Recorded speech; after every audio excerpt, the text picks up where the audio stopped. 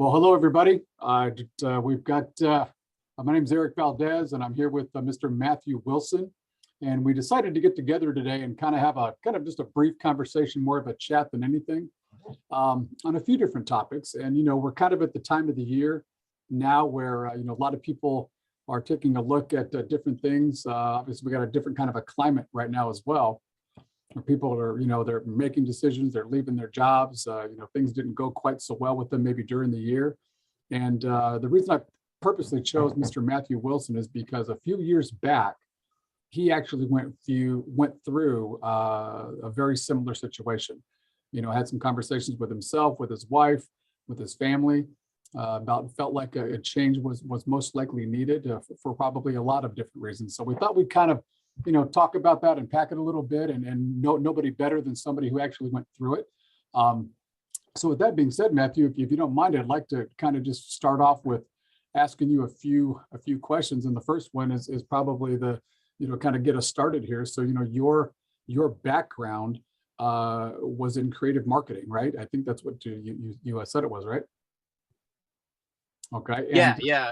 Official title, I was a creative director at an advertising agency, but it was the creative side of marketing.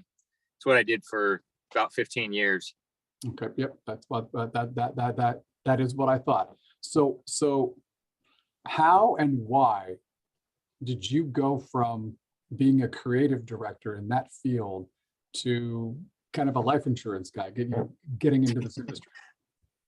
Yeah, they seem to be opposite ends of the spectrum. And I ask myself that same question every day. Like, how did I go from a creative guy to an insurance guy? Because like most people, I had a perception of what an insurance guy was all about. And it was like the furthest thing from my mind when I was looking for something different. And this was 3 years ago. 3 years ago, right now, this time of year is when I got licensed. And I just started dabbling in life insurance, but up until that point, what had me looking, I think, was just I had that entrepreneurial spirit inside, and I had a great job, paid really well, supported a family, raised 5 kids on it, a mortgage, like all the things. But I knew that if I stayed at my job, and this is so like just stereotypical, I guess, but everybody says it, but until you live it, it's just words. Someone else is writing my paycheck. Someone else is telling me when I got to go to work. Someone else has got to tell me when I have to take time off with my family. And I just could see like I had too much freedom inside, that free spirit. I wanted my own business. And so I was always looking. I tried different things, but I didn't like go seeking out life insurance as a career path. That wasn't something that typically would be appealing, what I thought would have been appealing to a creative guy. And so, I shortened the story. I had a friend who was in life insurance, and he hooked me up with the manager that I work with today, who's Jason. And very grateful for him and for you, Eric, for kind of bringing us through and showing us the ropes and helping us discover a career path that started out as a profitable side hustle and became like it just took over. So I was able to leave my job in a relatively short period of time and realized that life insurance isn't what I thought. It's a lot more fun and a lot more adventurous and a lot more creative than I even had placed judgment on before I got in. So we're very glad that we chose to jump in, that life insurance kind of found us rather than us seeking it out. 100%. And we're just as blessed to have you and your wife, Lindy, and your family a part of this wonderful team and this company, Equis Financial.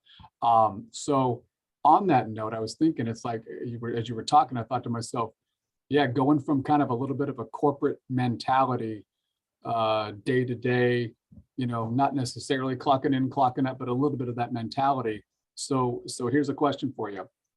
What have you noticed over the last few years, maybe the biggest differences changing from that employed mentality to now owning your own business? Oh, that's huge. Yeah, that's probably one of the biggest challenges when anybody, not just myself, but anybody comes over from a full-time job into, a career like life insurance, because as an independent agent, we are, as you know, but a lot of people maybe watching this don't, we are CEOs of our own company. We're independent. And so what I found here with Equis, and when I formed Life Matters and all that, what we do is really very simple. It's anybody can learn it, anybody could do it. The hard part about it is making that mental shift between thinking like a business owner, or I'm sorry, thinking like an employee, and then thinking like a business owner. And we're still in that transition, I'll be honest. And we've had a really great run, a good career so far. We've been very blessed, but we still, every day I struggle with it, and I feel like we're getting better, but it's not a quick, easy thing, because business think in terms of the more broader perspective, systems and processes, duplication, because you don't want everything to be on you, and as an employee, you're really thinking in terms of how can I give just enough that I don't get fired? And the boss is thinking, how can I pay you just enough that you don't quit? Like, that's where, so you have mediocrity. That's like the perfect storm for mediocrity. And I'm not saying everybody's like this, but a lot of folks, when they go to just work and home to work and work to home and back, they're just following that, there's no passion in their lives, because no matter how hard they work, they're only going to make so much money. So when you get into business ownership, everything falls on you. You have to be good at managing your time and your calendar. You have to say no to things that you previously could say yes to, and really focus on what matters most. And that takes a lot of self-discipline. And it ain't always fun. Sometimes you're, I'm getting more rejection, or having failures, or doing things that I don't like or don't want to, in exchange for the things that I want most, which is my freedom, unlimited income, potential to grow, and build and do. It is challenging. It's not the easiest, not for everybody, but we certainly decided it's for us, and we're just very blessed to be here. There's no doubt about it. What, one of the questions that kind of popped into my head, because you're right, there is that, we kind of call it like, freedom with responsibility. There's nobody waking you up in the morning, so that you're on your own. Nobody's telling you to go to work. You have to, if you treat it casually, you might have a casual experience and maybe even make some, casual income. But, one of the things that I love about you, and not only just for yourself and your own family, but what you continue to teach the agents that have entrusted you to help them grow and develop themselves, is that you pass that on to them, and you teach them, and you mold them, and you show them how to treat it seriously, and to put together a plan and a schedule. And it's, if there's one thing that we've noticed over the last, almost 2 years now, with everything that's going on in our country, and it's more of a Eric Valdez statement, but it's, and I think I'm going to probably touch some nerves here, hopefully in a good way, because I've been through a little bit of that as well. You do have that rented paycheck and that rented job, because things can change overnight. Sometimes it's gradual. You don't find out to the end. And I think that's one of the blessings of what you did a few years ago. And fortunately for you and I, and thousands of other people that we work with here at the company, but also unfortunately for some people that have gone through that, man, like, you realize, man, this is a bad deal. This is gonna hurt a little bit. And some people are still recovering from it. And isn't it interesting that our industry alone, had a 35% increase during the last couple of years, because people were really, they were afraid of two things: getting sick and dying. And it's interesting how that they went to the life insurance. So again, it just really gave us more people to talk to. Speaking of that, Matthew, some people, I get the question a ton. I know you get it as well. Describe what an average day for you is like as a life insurance agent building an agency. What does it look like for you? Oh gosh, that's a good question. Well, I don't know if there's an average day, because every day is a little different, but I kind of structure my week. Maybe we talk in terms of a week, because I have field days or run days, and then I have office days, and then I have days off because I like to take time off. So Mondays, Tuesdays, and Wednesdays are when I hit it really hard. What that means is, well, Saturday I'll do a dial session to try and set up all my appointments. So we get leads, as you know, and if somebody's listening, they don't know how this works.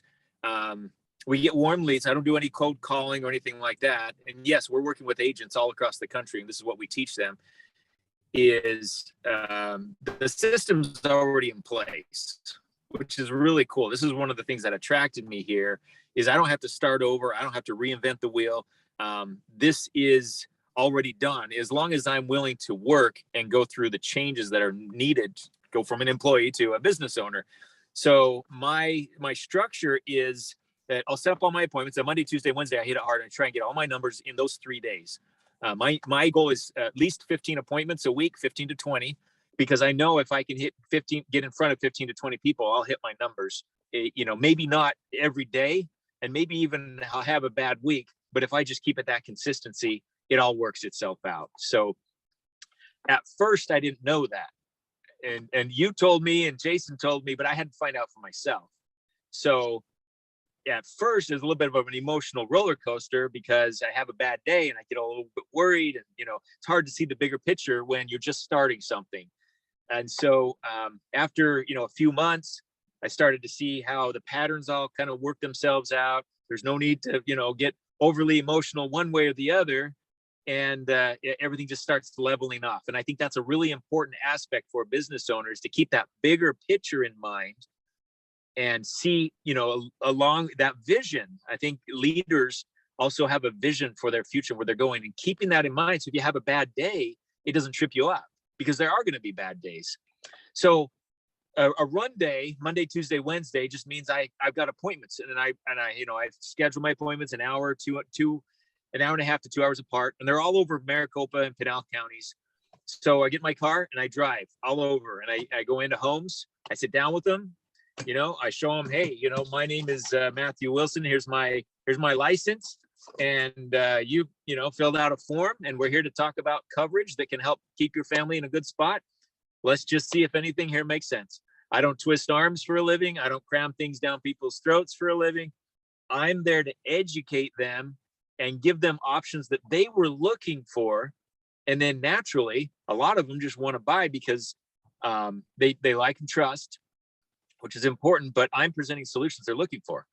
And so we're just connecting those two. And it's just a matter of, and this is where some of the creativity comes in place, is finding the right solution for the right client.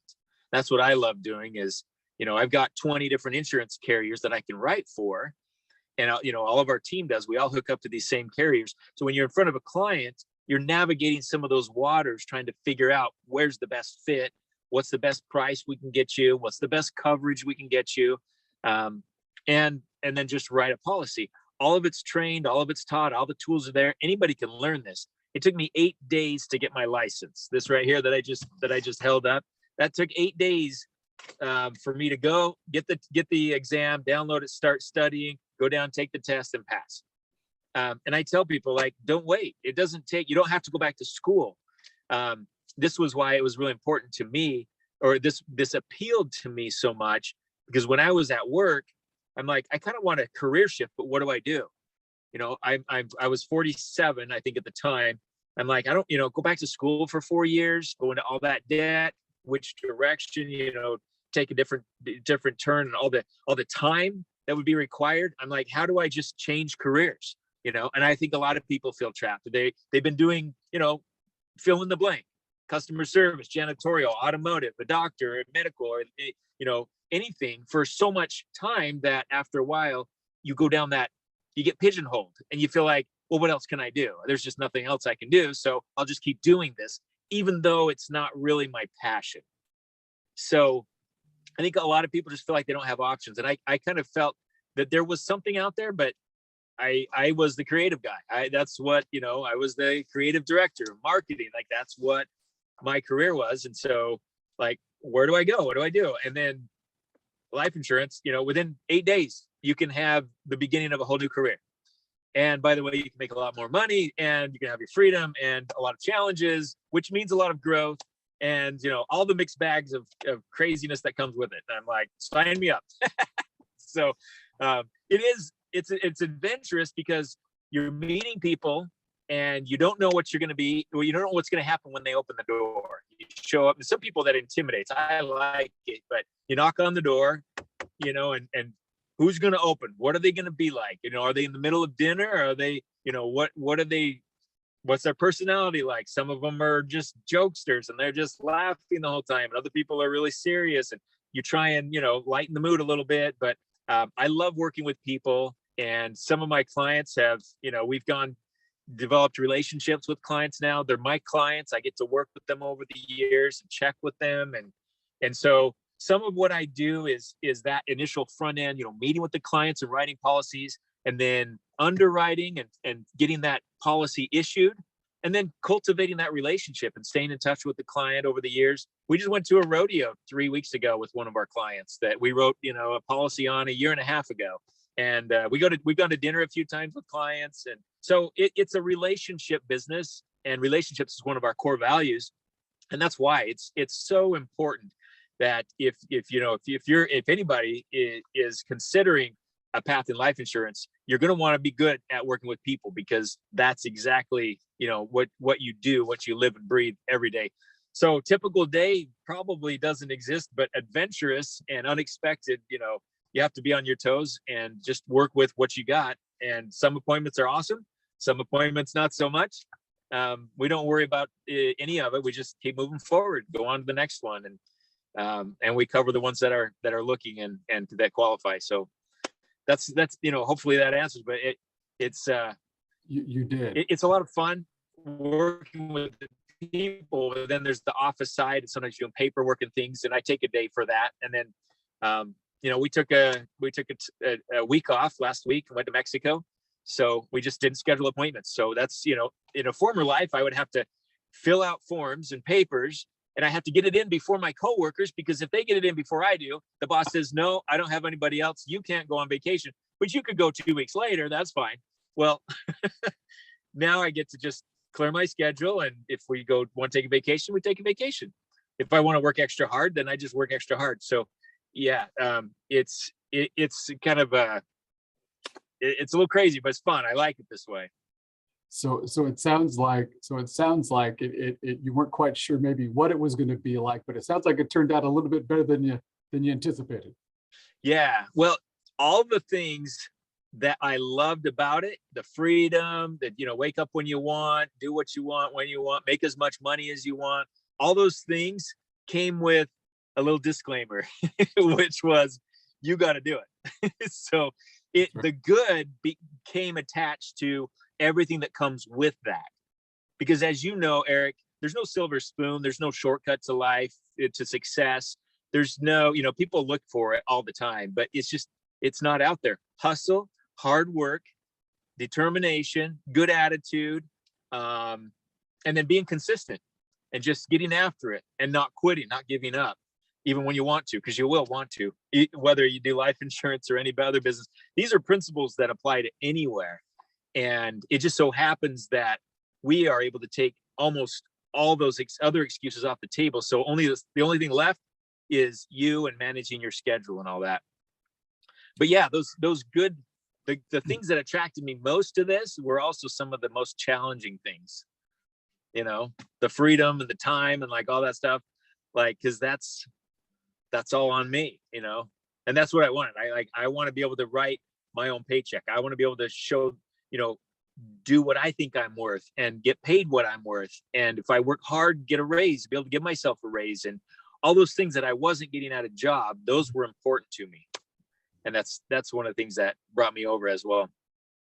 I love it. You couldn't have said it any better. And speaking of, so I'm gonna not change directions. You're kind of walking us right into it. And I know it's not something you would probably talk about yourself, but I mean, I know that when we've done things like this before, people want to know that there's a value there. I mean, everybody in America has to exchange time for money, right?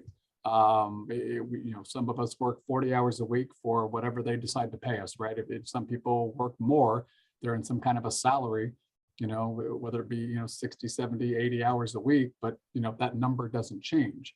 And like you just said, the more effort you put into something, the more intentionality you have, you're going to benefit financially, and nobody holds you back in this business. Anybody, the carriers love it when Yeah. you do. Companies, you know, they incent you all kinds of ways to do it. And that brings me to one statement I'd like to make sure that people understand this. You know, it's, you know, one of the main ways we get in front of people, and it makes it so easy for us to do that, is through, you know, mortgage protection. You know, that there's, you know, and I think one of the benefits, and one of the things I know you personally, so I know you love making a difference with people. And, you know, there are 3,000 families every day foreclosing on their homes in this country, and it's not because they're necessarily passing away or dying. They're getting sick, and cancer, heart attack, stroke. You know, and they live, and there's medical bills, and I can't go back to work for 8 or 9 weeks because I haven't been cleared to go back to work yet, and the bills keep coming in, right? Mhm. So isn't it a blessing that we have these wonderful insurance carriers that have put together these wonderful plans called living benefits that allow us to access, you know, a good portion of those death benefits to offset some of those things. So here's why I bring that up. You know, we're going right into this, and because you're kind of you're a very humble person. I want to go down this road and you know, divulge what you feel comfortable doing.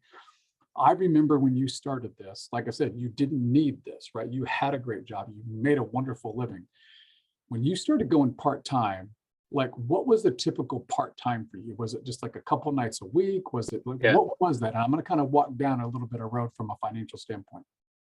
So when I was working full time, and I would do this about 20 hours a week, and in that 20 hours was dialing and running appointments, and I was doing, I would say, 5 appointments on average per week, because an appointment can be an hour or two, or it can be 0 if they don't show up. So if in 5 appointments, evenings, and then on a Saturday. I don't work Sundays, that's church and family day, but occasionally on an evening or on a Saturday, and I'd get about 20 hours a week in.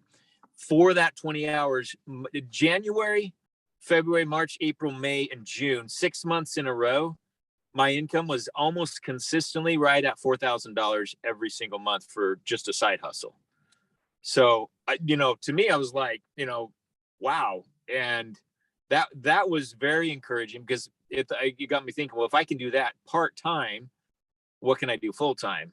And my first month when I went full-time, I almost quadrupled, more than tripled, almost quadrupled my income at work in my first month. So then it was like, okay, you know, I can afford, it's okay if I have a bad day or a bad week, because I know now after 6 months and stuff that the numbers always just work themselves out. But yeah, from there, it just, you know, that was the very first, that was July of 2019, I think it was. Yeah, 2.5 years ago is when I just left my job.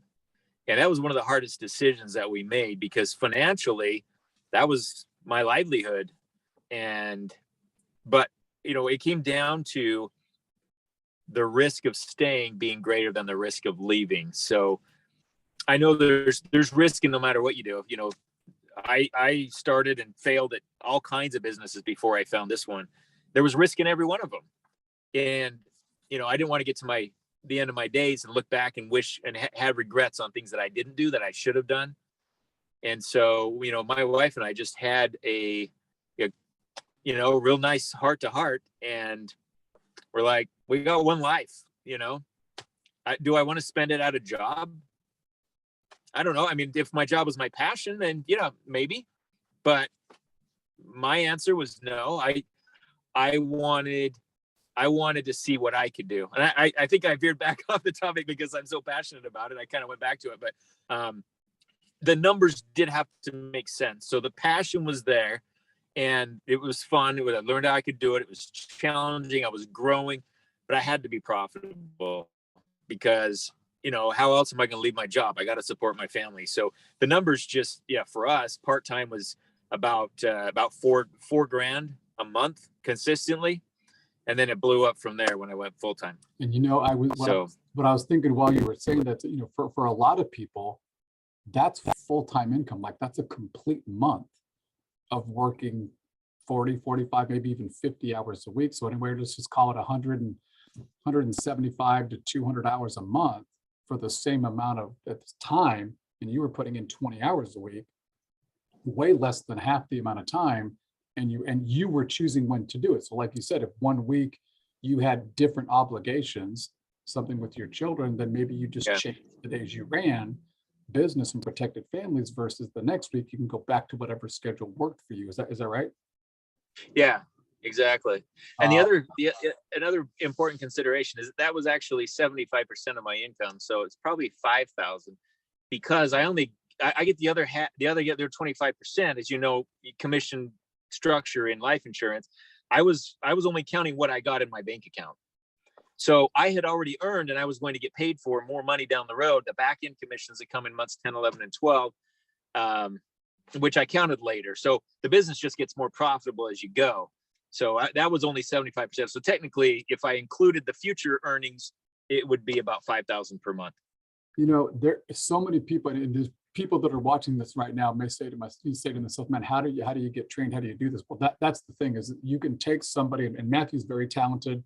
A lot of people come into this industry concerned about, how am I get trained? How do I understand this? Well, there's a whole system at Equis Financial. We have the wonderful leadership, over 100 years of leading and building insurance companies just like ours, with Mr. Barry Clarkson, Rob Jones, and Bill Martin. We've got a great platform to go out and get trained in. There's literally, just a few steps. Make a phone call, understand how to talk to these people, ask good questions.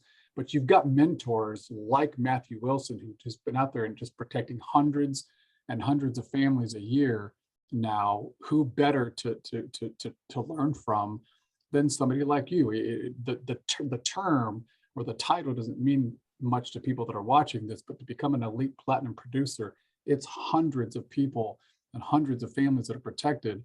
And I need to say that because people need to know that that's who you are.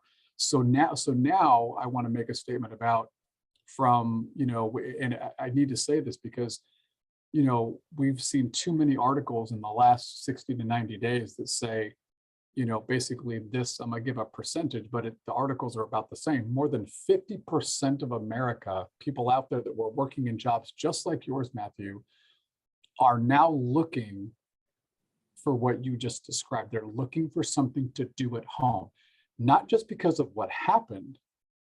Maybe it didn't happen to them, but it happened to a family member, somebody in their circle of friends. But maybe they're concerned that 2022 may happen to me. Like, what are we going to do, honey? Yeah.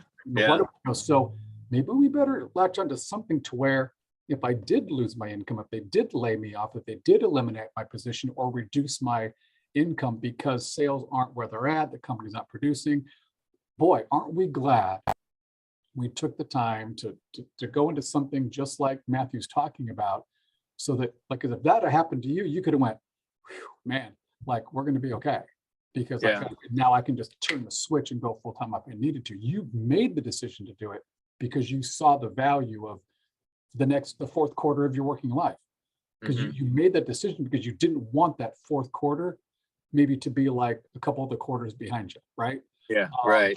So on that note, from a full-time, you can give a comfortable number. I know you're in, and sure. I know you're not going to embellish it at all. So, this year, I mean, you're embarking on and again, you're building an agency. You climbed the ladder in the commissions, and now you're a district manager, just teetering on becoming a regional manager. What does that mean to the person who's watching this? What does that mean for you to go out and protect hundreds of families like that? I mean, on an annual basis.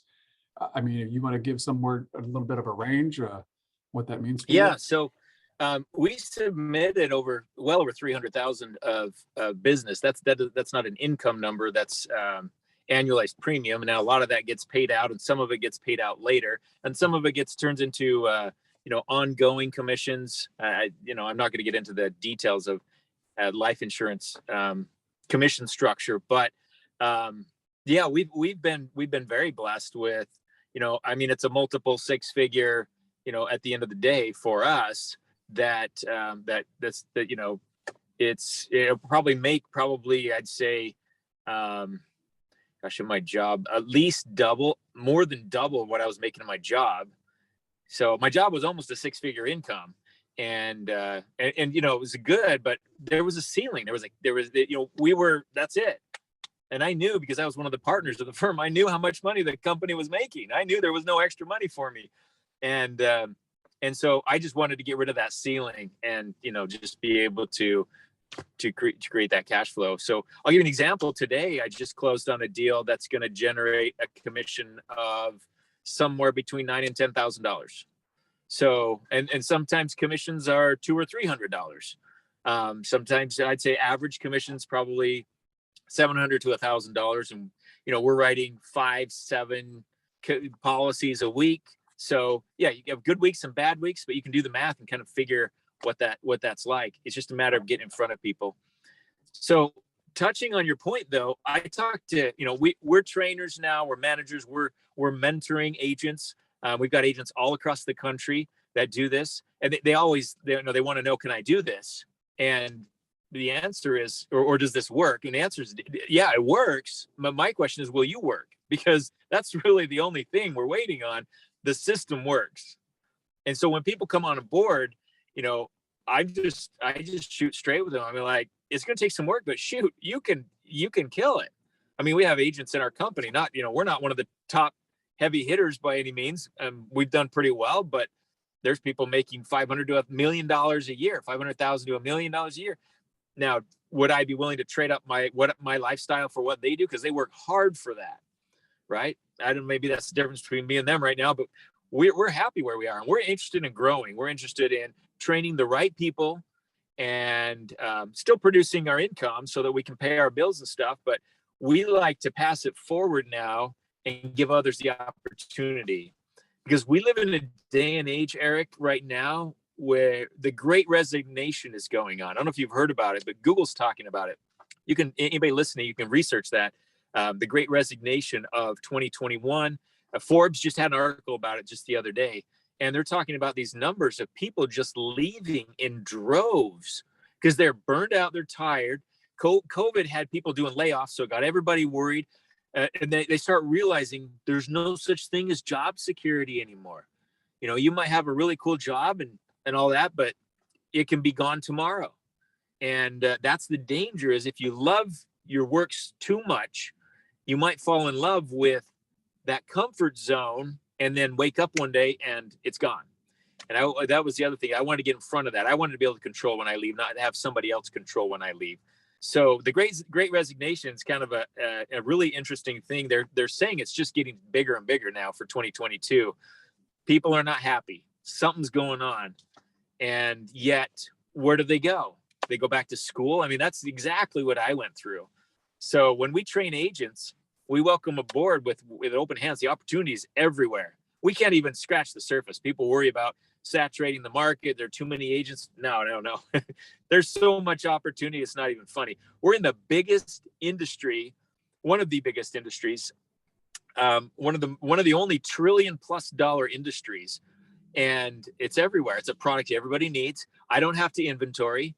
So all these supply chain problems with products on the shorelines in California, like, I know people in business that's affecting them by like huge numbers because all their products are out there. My product is my laptop. I log in and I enter in information and submit a policy. I don't carry around products or pack my garage full of, you know, all kinds of different things. So it makes it profitable. So these numbers that, you know, that you hear with people in life insurance, it's because there's no hard costs. Our margins are huge compared to a regular business model. I just got to go out and meet and find someone. I write the policy and I get paid for it.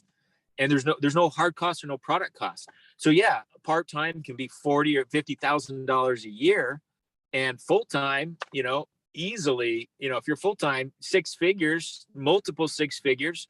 You know, I think our second full-time year was about 170. This year's going to be a lot higher. So we're just, you know, we're very blessed and very grateful because the model is super efficient, and all the hard costs and things that other people are dealing with right now with the supply chain, we don't deal with any of that. It's just me and I got my laptop, I got a little notepad, I got my water bottle, and I hit the road. It's like, oh, hey, this is important too. I have to have my license. You do. That's it. You know, It doesn't take a lot to get started, and it's really profitable from the get-go. So that's, yeah. And I'm sorry, go ahead. We didn't even know that until we got involved. I mean, we kind of knew, but it was a blessing to experience it for ourselves. That's wonderful. In case there's anybody wondering if you ever run out of people to talk to, let's give out some legitimate statistics. So we, 40% of America, which is about 130 million people, do not have what we understand, and everybody watching would understand it be that final expense policy. I mean, every time you drive down in the spring or the summertime and you see somebody out with a cardboard sign saying car wash, we're trying to bury Uncle Joe. Oh yeah, it's serious. I mean, and it's nothing funny to giggle at by any means, but that person did not go out and get that $1 a day, $30 policy to protect those flowers, the caskets, and really look at, and we're not even talking about the psychological or emotional aspects of what it did to that family, that spouse. They weren't right. And by the way, so just from an agent's point of view, for anybody who understands what that is, if you went out and wrote 200 policies a year, which would, you'd be making $170,000, $180,000 a year, and you did that for the next 20 years of your life, you'd only have 4,000 clients. So if there's 128 million people that don't even have that particular policy, and you only focused on that, you'd make 170 to 200 grand for the next 20 years. Not talking about mortgage protection, life insurance, tax-free retirement vehicles, IULs, annuity, all these things. So understand, we say untapped market, having somebody to talk to is never your issue. So that's why we don't make cold calls. We literally mail out to these folks. We talk to them through the internet. And that's another thing I want to mention. So many people, they're a little concerned about going in. You do a lot of face-to-face, but I also know that you also do some virtual. And let me tell you something. We're not dabbled in it. We have perfected, and there's an 8-step process. And we've been, for the last 18 months, like we've already figured everything out for somebody like yourself. We have hundreds of agents every single day that jump on a daily training, hour-long call where they can talk to people that, just like you, Matthew, that are out there doing it day in and day out. But from the comfort of their own home, they're talking to people right over, just like a Zoom, just like this, right? And protecting a family, just like this, and running 6, 8, 10 appointments a day, doing it 3-4 days a week. And they're going to make the same income from the back bedroom of their home, or maybe out in an office. So don't, again, it's a huge opportunity. So I'll make sure I make that statement. Now, Matthew, I know you said you're helping people, people come aboard, they work with our company, work with you specifically. Some people might be watching this saying to themselves, do I have what it takes? Or maybe, gosh, watching Eric and Matthew, they probably have a sales background. I'm not like that. I don't have it. What do you look for? What do you think it takes to be successful in this business? And it's probably not what people are thinking. So would you mind sharing what you look for when you're talking to people about this business? Yeah, I interview applicants because we're aggressively hiring and training agents, like you said, in all over the country, really. And a lot of them come with preconceived notions of what it's like to be a life insurance agent. I did. And what I found was, when I got to know Jason and I got to know you, it's nothing like what I thought. So my perception of life insurance was, a guy where you have to wear a tie and a white shirt. You got to, stick a bunch of pens in your pocket and a calculator. And I'm going to have to get a pair of glasses now with the thick rims and maybe some tape in the middle, so I can look like a life insurance agent. And I'm like, nope, that's not it at all. But the other thing too, not just the persona, but life insurance agent. Oh, he's that guy that's always going around, at the Thanksgiving dinner. Yeah. Who needs a life insurance policy, and who can we, the reason why that happens is because that person doesn't have leads. They have to. So unfortunately, there's a few people out there that do, the stereotypical, like what you think, they're high pressure sales, they're desperate, they don't have good lead flow, and it makes all the difference. So what I tell people is, be careful where you get your information. So a lot of people get online and they'll be like, well, life insurance, blah, blah, blah. Let Google tell me. And some stranger makes some weird off comment. And you're like, oh yeah, look at that. No, that's got to be a scam, or that's got to be this, or it's got to be that. And instead of getting your information from someone who's a professional, who's doing it, who can tell you the right information, why would you believe a stranger's opinion over sitting down with somebody that is successful and letting them mentor you? And that's the value of what we do, every day. Now, I can't choose who's going to stay and who's going to go. Some agents get in and they do nothing. And that's their choice. But when I interview someone, to go, answer your question, number one, I need them to be honest, ethical, and moral. They are a fiduciary. They're handling sensitive information. They're handling finances. We get to know our clients inside and out, and there's a responsibility from that. So someone's got to be a straight shooter. They need to be a people person. They just got to love people. I don't want somebody that's a slick talker that knows how to bend the truth and make something look good. It's really not. Like, I don't need that. If you want to go sell cars for a living and do whatever whatever it is, that's great. But we don't do that here. Here we go in and we love on a client. We get to know them on a very personal level, and then we responsibly handle that trust relationship. And until we are able to protect them with a policy. And so I need people that are genuine, that are hard workers. That's a big one. I get agents come in and do nothing. I can't help them. I can't help you. I can't make you do it. So it's you've got to bring the activity. I can't do that for you. And the last thing, Eric, I would say is be willing to learn.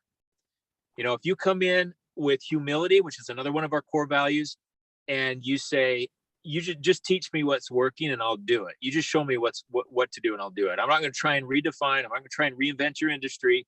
It already works. Just show me what I need to do. If you can come in there, I can help you. I don't care your background. I don't care your experience. It's nice if you've been in customer service, or if you've already been in sales to a degree, or, you've been beat up in business a little bit. And you're kind of hungry for something different. Those are all great. But there's no common denominator. Every agent across the whole country, they're executives, or white collar workers, or blue collar workers, or firemen, there's police officers, there's ditch diggers and garbage truck drivers, and you name it. They come from all walks of life. I was a creative guy. You were a mortgage guy. Like, it doesn't matter. That doesn't matter like it matters in the corporate world. What matters is your heart. I got to know that you got a good heart, that you care about people, and that you're going to work hard, and that you can let me teach you. If you can follow that, you can make sky's the limit on what you can do in this business and how much money you can earn. Absolutely. And that was very well said, Matthew. I have to say that, as we've done some of these things before with other agents, generally, probably the most common question, people might have questions for you. They might want to chat with you personally because, they really connected with you. What's the best way to kind of get in touch with you if they wanted to chat a little bit about, had some more questions? Oh, yeah. Well, probably, since this is going to be posted on YouTube and or Facebook, just make comments down below. I have a website, Life Matters Agency, but you can just go, and if you just comment, people listening to this are probably on Facebook. Reach out to me, direct message. I'm not here to try and talk anybody into anything. What you will never get from me is a slick sales pitch. It's that people are hungry and looking for options. They don't want to be sold. And I get that. I can speak from personal experience. This has been one of the best things in my life for us, this decision, but I'm not going to make that decision for someone else. It might not be for them. So when people reach out to me, you can, just message. If you have questions, don't take your advice, don't get your answers just by a Google search. Like get them from someone who's in the business, in the industry, that already has an amount of success, because they'll give you clear and good answers. If I need to buy a home, I'm not going to go get advice from my next door neighbor. I'd get advice from someone like you, who's a mortgage officer, that can tell me how to do a loan, the best ones to look for. Like, I'm not going to go talk to somebody that's never done it before, but we do that all the time, don't we? So yeah, should I get into life insurance? I don't know. Well, talk to someone who does and who cares and can say, well, no, that's not true at all. I'll tell you, because I do this 10 hours a day. Let me tell you how it really is. And so anybody that, if anybody's listening or watching this that kind of feels that tingle of, is it too good to be true? Maybe there's something there. Maybe it's time. Maybe you're like me. I've still got 20 years left. I got to do something now, because the longer I wait, the less time I have. If that's you and you're curious, well, follow your curiosity. Let's have a conversation. You can just ask me anything. Ask me whatever question. I'll tell you straight up. And if it's not for you, it's not for you. But it's certainly been a blessing for us and for so many other agents across the country. But yeah, I just engage in a conversation here on social media. That's probably the best way to reach out. Well, that's great. That's great. Well, Matthew, I personally appreciate you coming on today and chatting with me and hopefully giving some folks a little bit more education and some insight into, what we do every day, the industry, working with, like I said, somebody like yourself. So again, guys, comment below and, look to maybe chat with Matthew and he can answer some more questions for us. So you guys have a great day and thanks for joining us. All right. Take Awesome. care. Thank you, Eric. Bye-bye. Bye.